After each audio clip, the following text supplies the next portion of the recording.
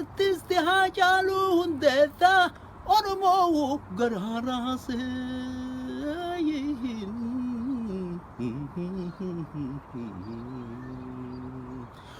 Oromoo diinni qoodee gargarii faffacaasee mataa walit dachaasee.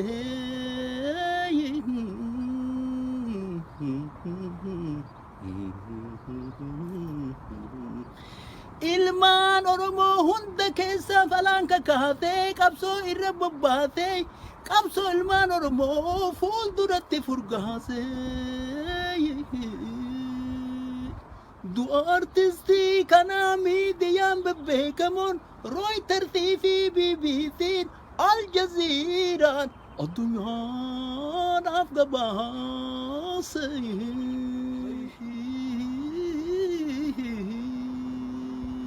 Uummanni addunyaadhaa gaafii itti kakaatee warra kalee noobilii maqaa nagaa jedhuun nama nagaa booressu dogoggora badhaase.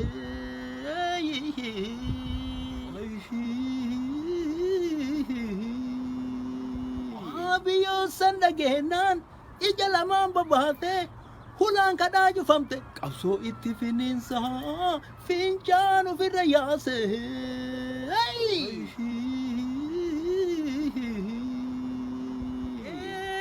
Ramsa kee ajjeese leenca aggeeshaan qabe keerroo fincila kaate garuu dhaabuu dadhabe. Uummata karaa nagaa sobee biyya dachaase hidha guuruu jalqabe.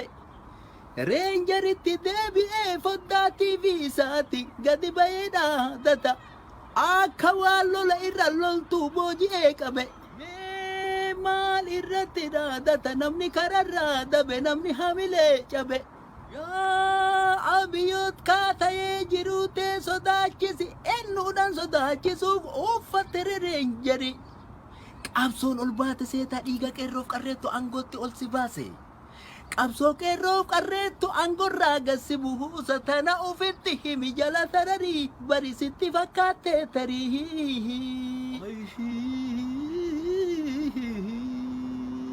Harkaan uummata kaate jiruuf jireenya kan kee keessa galchite gaafi carraa sadiin qabda sadiin keessaa filadhu.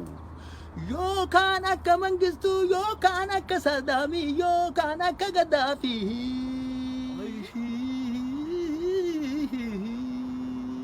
Daafee maastar pilaanii ibiddi gincii ka'e Oromiyaa wal gahe. Fincila diddaa gabrummaa qeerroof qarreen ol ka'e. Ilmaan Oromoo hundi keessaaf alaa wal ta'e qabsoo irra bobba'e wayyaanee lafaan dha'e. Ibiddi amboo ka'es taphatti dhaamuun ta'u hanga gaafiin Oromoo hundi galma gayu hanga Jawaar Muhammad hanga Baqqalaa Garbaa hanga Hamzaa Booranaa hanga Abdii Raggaasaa hanga Dajanee Xahaafa hanga ilmaan Oromoo hundi hidhaa ba'u hanga sirra naftanyaa buqqisee lafaan dhahu. Nafti jechuun qawweedha naftanyaa jechuun nama. Naftanyaan sanyiin qabu hujii isaan madaalama abbaa irree jedhama. Qabsoo qeerroof qarreettiin naftanyaan ni dhabama. Warri har'a nu hidhu warri har'a nu qabu borin nu hin qabama. Qabsoo jabaadhaa jama. Duubatti nun deebisu hidhaaf ajjechaaf tumaan qabsoo finiinsa dhama. Waan nama ajaa'ibu hujii naftanyaa lahaala. Ufumaanu ajjeese ufumaanu awwaala. Dabanurra dalage deebisee nurra faala qeerroof qarree ajjeese hinjifannoo haala akka ufii godhee dhaala humna qawwee abdatee nu sodaachisu yaala.